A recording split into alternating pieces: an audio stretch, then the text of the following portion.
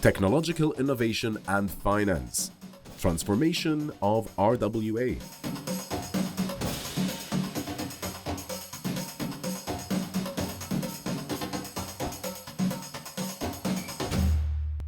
And now we're going to adjust a little bit to move more into transformations of real-world assets. So I would like to welcome to stage Fabrício Tota, the new Business Development SVP at Mercado Bitcoin. So everyone, round of applause, please, for Fabrício.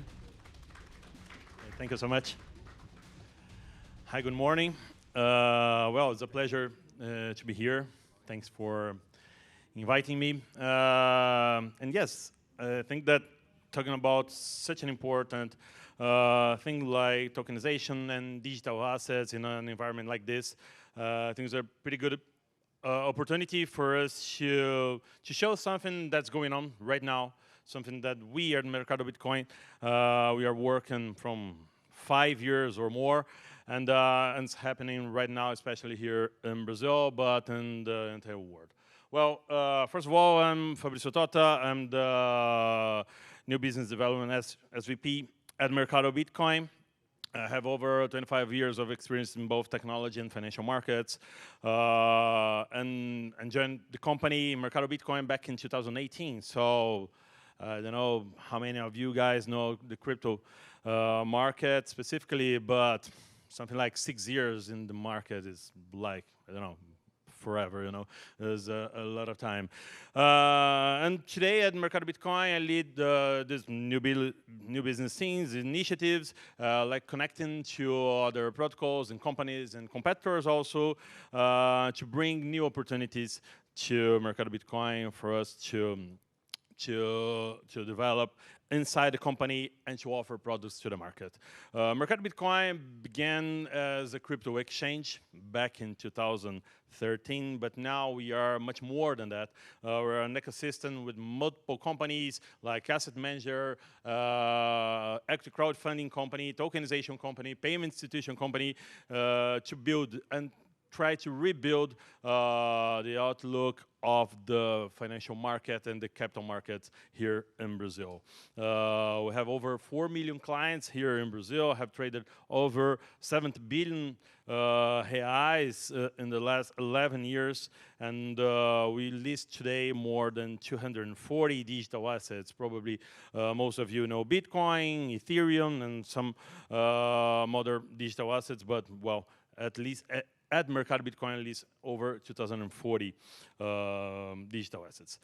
And well, but I'm here not to talk about Bitcoin, which I love doing it, or Ether or whatever, but to talk about tokenization.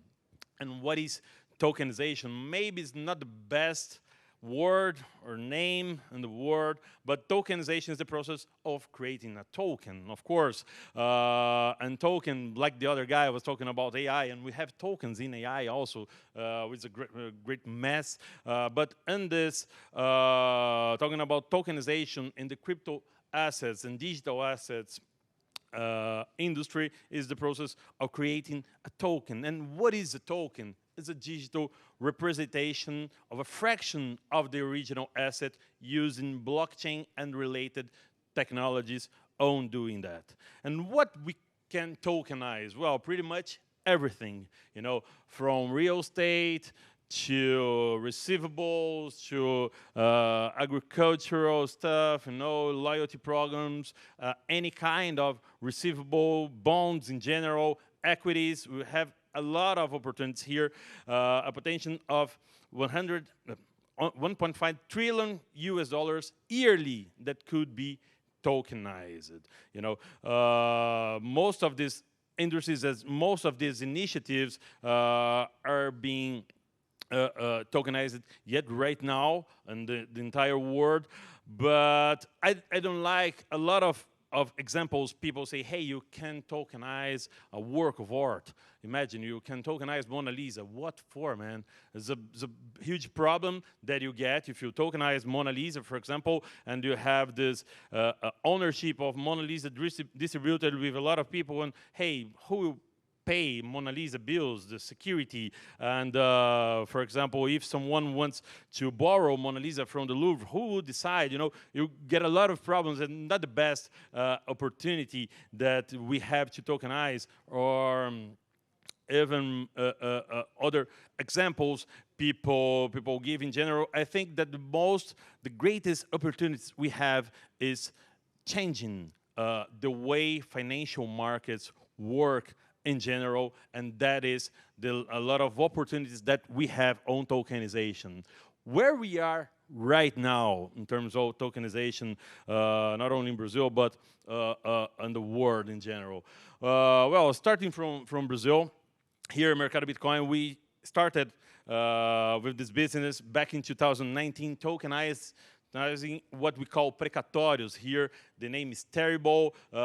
Maybe people don't have good memories of it, but actually, it is a judiciary bond, And there was a secondary market really active, and a lot of opportunities for regular people, for individuals to invest in such products like this kind of bond and make some money with a really low risk. So it was a huge success back then. There in 2019, the product was sold out in about 2 hours, and was completely a success, more than we were expecting. And that was the key for us to say, hey, there is a business here. What we do, what was the opportunity? Getting a large asset. It was not so large, but 1.5 million reais asset, and making a lot of small pieces of it that any kind of investor putting something like 100 reais, $20, something like that, they could invest in this kind of product that typically was only available to individuals with high net worth individuals. So it was the opportunity, the test, the POC that we needed to say, hey, we could extend, we can go deeper, you can go beyond, and try to find other opportunities for us to tokenize. Today, we have tokenized what we call consórcio here in Brazil. Also, it's kind of saving pool shares, credit card receivables, real estate receivables, energy receivables. We have created a stable coin in Brazilian reais, part of this tokenization program, and even equity startups. So it was something that we can get opportunities typically available only to high net worth individuals, and offer to individuals here in Brazil that in an environment that is growing a lot in the last 10 or 15 years, that is exactly the investment landscape here in Brazil that is being transformed by players like XP or BTG and so on, with a lot of technology and a lot of people, also the financial advisors offering and connecting to real people to offer this kind of opportunity. But it's something that's happening not only in Brazil. Here from 2017 on, a lot of companies around the globe are finding their way on tokenization in different jurisdictions, some of them working with equities, with startup equities, or with carbon, or receivables, and a lot of other opportunities that all these companies around the world are seeking and finding their opportunities to tokenize stuff and sell to people, even if they already have the distribution channels or not, if they only offer the technology. But of course, how can we cross this chasm? Okay, tokenization in schools did a lot of stuff, it's sold to a lot of people.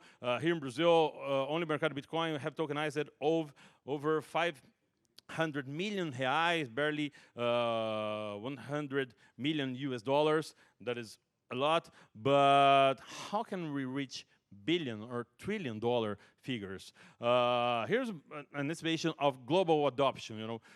As Bitcoin and Ether and other crypto assets also are evolving and making people aware these opportunities do exist. Typically, the huge amount of money, typically asset managers, they're finding their way and expecting that this market is growing to grow. For example, 75% of the asset managers in the US expected to grow this market in the next 5 years.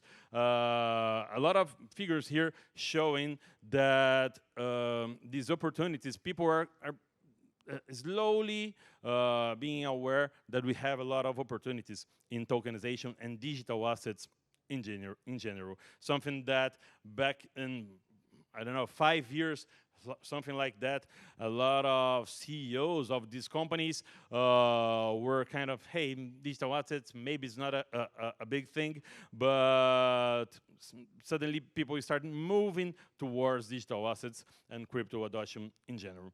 And why Brazil can be a pioneer, and more than a pioneer, not only pioneer, but a really important hub for digital assets in general. One of the main aspects that can help Brazil lead this transformation is the DREX.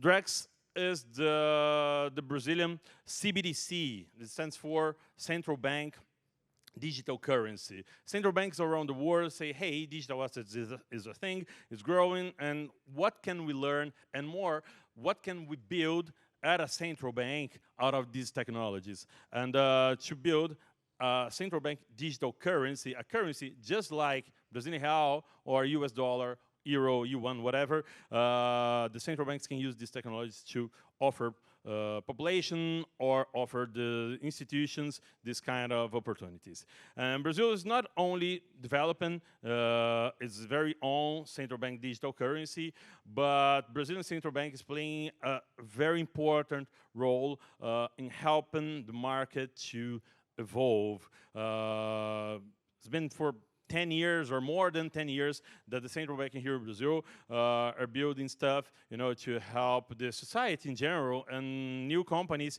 to arise, due to regulation and opportunities that the central bank makes available. Like, for example, building new companies to be a payment institution, kind of full reserve bank regulation that we have here in Brazil, open finance, peaks that, of course, all of you know how successful it speaks, but the central bank playing a role as showing other opportunities for companies, established companies or new companies, to build around the technologies and what has been built so far. Right now, we are running within the central bank. Mercado Bitcoin leads a consortium within the central bank to help them develop the Brazilian CBDC. Why help? Why do the central bank need some help? Because we have a lot of kind of problems, to be solved by not only the central bank, but they invited all the companies, not all, but some crypto-native companies and TradFi, traditional financial markets companies, to help them to pass these hurdles, like, for example, scalability, like, for example, interoperability, and, for example, to help the central bank digital currency to abide all the laws that we have here in Brazil and show what can be transformed, what has to be changed to have central bank digital currency in place here in Brazil.